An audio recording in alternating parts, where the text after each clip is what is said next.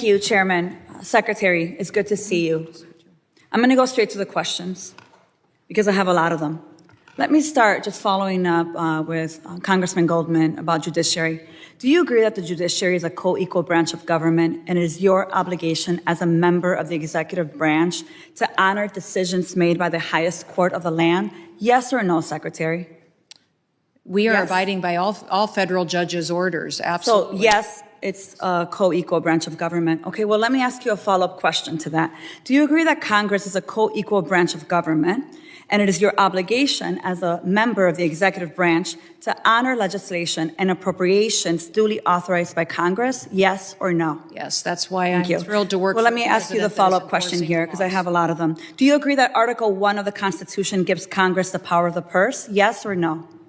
Yes, it is a And duty do you of believe Congress that, to be let me able ask to you another appropriate follow-up, it's funds. just yes or no. Do you believe you have the power to disregard congressional appropriations and unilaterally repurpose funds that have been duly appropriated by Congress? Yes or no? Ma'am, we are not doing that. So the We are answer to using you is dollars no. as to All how right, they well, were it was a appropriated yes for or no, ensuring the Secretary. Let me programs have continue. integrity. Interestingly, you said no. But since you've been Secretary, you have repeatedly disregarded the law. You have illegally impounded funds that Congress appropriated and that your branch of government must implement pursuant to the law. Yet you've closed offices established in law, including the Office for Civil Rights and Civil Liberties, the Office of the Immigration Detention Ombudsman, the Office of the Citizenship and Immigration Services, and you've canceled contracts for programs authorized in law, including shelter and service programs and citizenship and integration grants. You've obstructed and roughed up members of this committee as they attempted to conduct congressional oversight, and then you vilified them. But my question is, if they were so bad, why were they allowed to go in after to conduct oversight? Let me just continue. You redirected funds to terrorize our communities. You created taxpayer-funded political propaganda campaigns to terrorize families and children who don't sleep at night because of the terror of those commercials that you are putting out there. You hold sick, disrespectful press conferences in my state where, let me be clear, you are not welcome. You corruptly used emergency authority to avoid procurement to make Trump's private prison donors richer by directing $45 billion for them to expand ICE detention centers. You defunded work to address real threats to the homeland, all while you pursued college newspaper editors, labor leaders, and even a Harvard scientist who failed to declare frog embryos at the airport.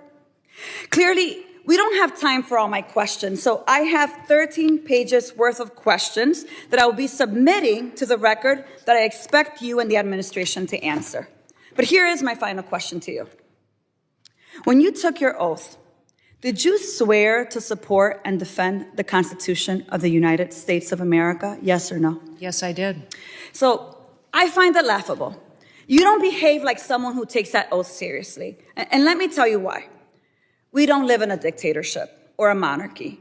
Trump's will is not the guiding doctrine of this nation, and our country is not a playground for his or your twisted authoritarian fantasies.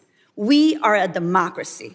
We defend the Constitution and we affirm the rule of law. We respect the co-equal branches of government and we uphold our rights, even when we disagree. The foundation of our nation is based on a core set of constitutional rights upon which our prosperity, our pluralism, and our peace depend on it.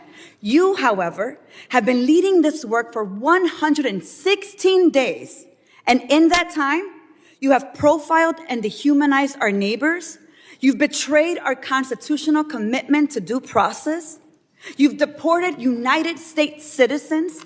You've undermined the courts. You've broken the law. You've engaged in corruption, and you've weaponized the immigration system to violate civil rights. As Senator Murphy perfectly stated, your department is out of control. But you're responsible. You have betrayed the sacred fundamentals of your oath. And I believe to my core that you are not fit to hold the office. And I again, to your face, demand your immediate resignation. And I put it and place it on the record for all of us to see. With that, Chairman, I yield back. Generally yields. Mr. Gabarino is recognized. Thank you, Chairman. Secretary, thank you so much. Welcome back to Crossline Politics. Before we begin, make sure you like this video and subscribe to the channel so you never miss our breakdowns of the most important moments happening in Congress. What we just witnessed in this hearing was one of the most direct, unapologetic confrontations of executive overreach that we've seen in months.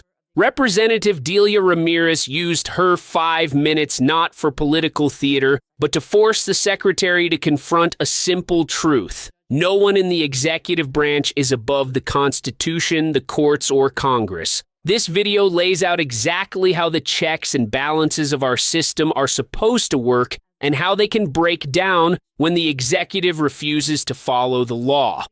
Ramirez pressed the secretary with straightforward yes or no questions about respecting judicial authority, honoring congressional appropriations, and following Article 1's power of the purse.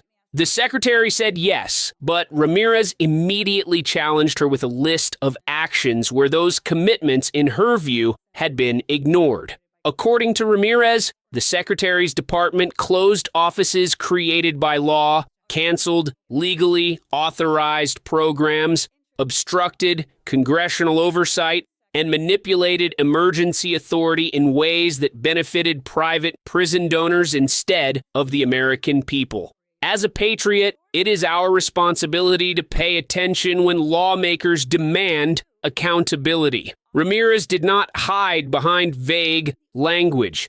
She accused the secretary of profiling communities, violating due process, deporting American citizens, and weaponizing the immigration system in ways that undermine the Constitution.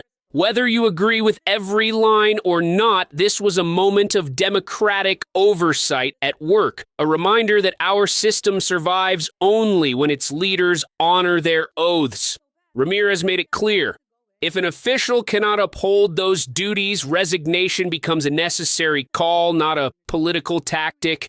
This hearing is a powerful example of why congressional oversight matters and why patriots across the country must stay informed. Our democracy works only when we hold power to account, and today, Representative Delia Ramirez showed exactly what that looks like. If you value clear breakdowns and honest reflections on hearings like this, make sure you like this video and subscribe to Crossline Politics for more content that cuts through the noise and gets to the truth.